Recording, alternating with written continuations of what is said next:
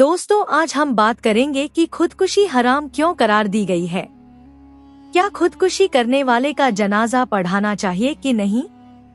हमारे नबी पाक ने खुदकुशी करने वालों के लिए क्या कहा, जानकर आप हैरान रह जाएंगे। इस वाक़ये को पूरा जानने के लिए वीडियो को आखिर तक जरूर देखें। खुदकुशी बुज़दिली और कमहिम्मती की दलील है। यह कमजोर और मायूस लोगों के लिए जिंदगी के मसाइल और मुश्किलात, आजमाइशों और जिम्मेदारियों से राह इफ्रार इख्तियार करने का एक गैर इस्लामी, गैर अखलाकी और गैर कानूनी तरीका है। बदकिस्मती से इस वक्त पूरी दुनिया के महरूमुल किस्मत लोगों में अपनी जिम्मेदारियों से बेइत्नाई और ईमान से महरूमी या कमजोरी के बाइस खुदकुशी का रुझान आए दिन बढ़ता जा रहा है। मगरिबी ममालिक में तो अखलाकी और समाजी निज़ाम के इंतशार के सबब खुदकुशी के वाक़यात का तानासुब इतना बढ़ गया है कि अब यह आवाज़ उठाई जा रही है कि खुदकुशी को इंसान का निजी हक तस्लीम किया जाए। जिंदगी और इसके मसाइल के बारे में इस्लाम का नजरिया मौजूदा मगरिबी नजरिए से बुनियादी तौर पर मुख्तलिफ है। वह इस दावे ही को तस्लीम नहीं करता कि इंसान इस दुनिया में किसी भी चीज का यहाँ तक कि अपनी जात का मुतलक मालिक है और वह इसमें अपनी मर्जी से तसर्रुफ कर सकता है। इसके नजदीक यह पूरी दुनिया अल्लाह ताला की पैदा की हुई है और वही इसे चला रहा है, इसलिए वही इसका हकीकी मालिक भी है। इस दुनिया में इंसान खुद से नहीं आया बल्कि अल्लाह ताला ने उसको वजूद बख्शा है और उसी ने उसके लिए सामान इज़्ज़त फ्राहम किया है, इसलिए वही इसकी जात पर मालिकाना इख्तियार भी रखता है। इंसान अपनी जात या अपने किसी इक़दाम के बारे में कोई आज़ादाना फैसला नहीं कर सकता, वरना इसकी हैसियत उस मुजरिम की होगी जो दूसरे की चीजों को अपनी मर्जी से इस्तेमाल करे और उनके बारे में फैसले सादिर करता फिरे। लिहाजा इंसान को यह फैसला करने का हक ही नहीं है कि उसे कब तक दुनिया में रहना है और कब यहाँ से कूच करना है।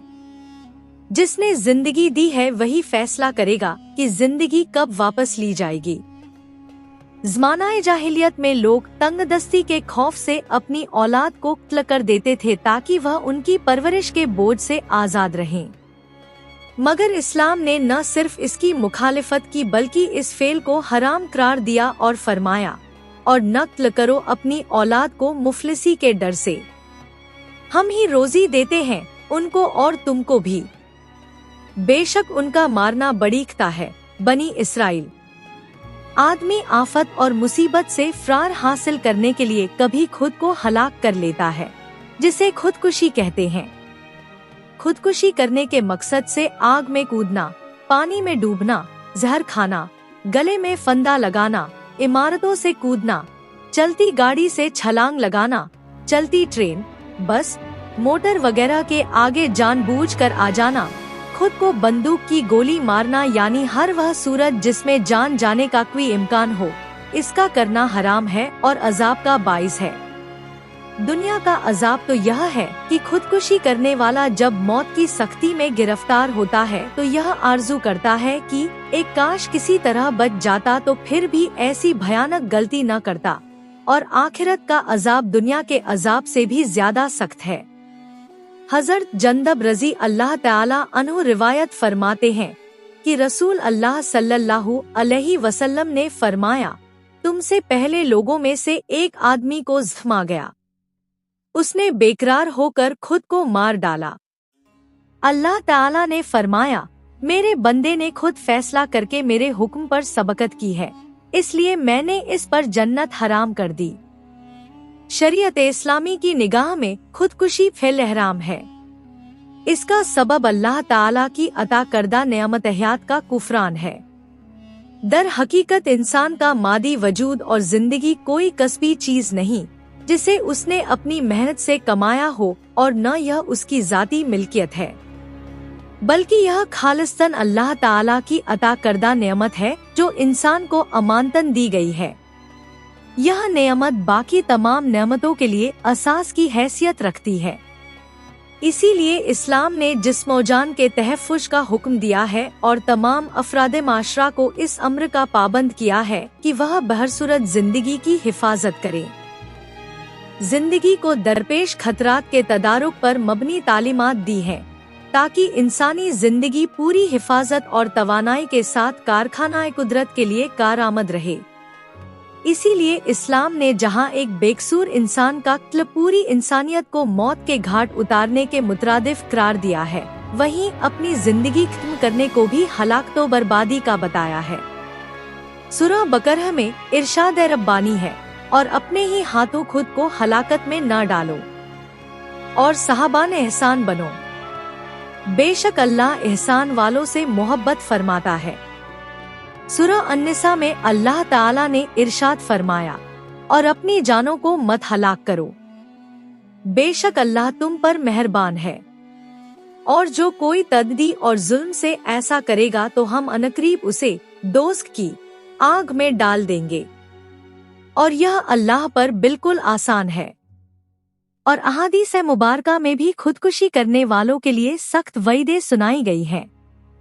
जैसे हजरत अबू हुरैरा रजी अल्लाह अन्हु से रिवायत है कि नबी अकरम सल्लल्लाहु अलैहि वसल्लम ने फरमाया, जिस शख्स ने खुद को पहाड़ से गिराकर हलाक किया तो वह दोज़ख में जाएगा, हमेशा उसमें गिरता रहेगा और हमेशा हमेशा वहीं रहेगा।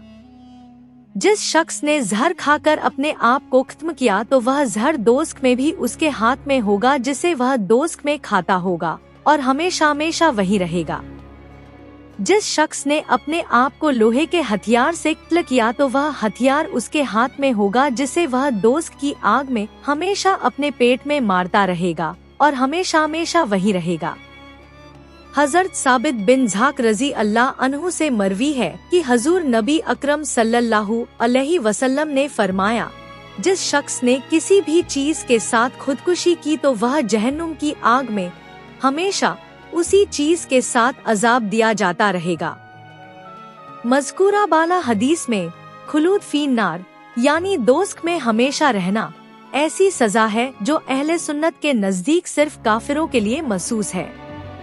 इसी बुनियाद पर बाज़ उलमा ने ख्याल किया है कि खुदकुशी करने वाला दीन इस्लाम से खारिज हो जाता है, इसलिए उसकी तजहीज़ व तकफीन की भी मुखालिफत की है।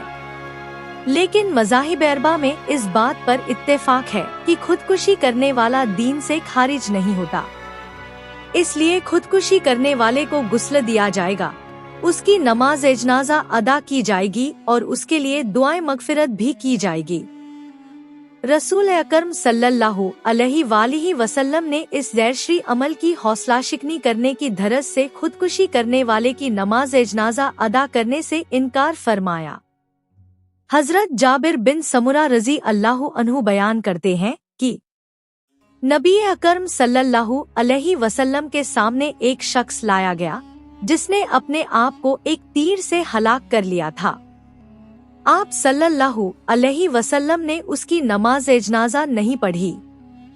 एक रिवायत में रसूल अकरम सल्लल्लाहु अलैहि वसल्लम से ये अल्फाज मनकूल है कि जहाँ तक मेरा ताल्लुक है तो मैं इस खुदकुशी करने वाले की नमाज इजनाजा में शिरकत नहीं करता। नबी करीम सल्लल्लाहु अलैहि वसल्लम ने खुदकुशी करने वाले की नमाज इजनाजा में शिरकत नहीं फरमाई, मगर सहाबाए किराम रजवानुल्लाह अलैहिम अजमईन को इजाजत दी कि उसकी नमाज इजनाजा अदा करें। असल में आप सल्लल्लाहु अलैहि वसल्लम का ये अमल खुदकुशी से नफरत पर महमूल है। जिस तरह आप सल्लल्लाहु अलैहि वसल्लम के हुक्म से सहाबाए किराम ने मकरूज वर्जदार की नमाज इजनाजा अदा की, मगर आप उसमें शरीक नहीं हुए। ये भी धर्ज से नफरत दिलाने के लिए था, इसलिए नहीं कि मरूज काफिर हो गया हो। फुरहाए नाफ का मोटिव भी यही है कि खुदकुशी करने वाले को गुस्ल देकर उसकी नमाज इजनाजा पढ़ी जाएगी। जिसने अपने आप को ठत्ल कर दिया, अगरचे जानबूझकर हो, उसे गुस्ल दिया जाएगा और उसकी नमाज इजनाजा पढ़ी जाएगी। इसी पर फतवा है। आदा अलैहिस्सलाम का सहाबाए किराम को खुदकुशी करने वाले का जनाजा अदा करने की इजाजत देना और फुनहा का इसकी तजहीज़ व तकफीन पर मुत्तफिक होना खुदकुशी करने वाले की नमाज इजनाजा अदा करने के जवाज की दलील है। ताहम ऐसे उल्मा व सलहा जो ठल्द खुदा की रहनुमाई का फरीजा अंजाम देते हैं, उनके लिए इस सिलसिले में 2 सूरतें हो सकती हैं।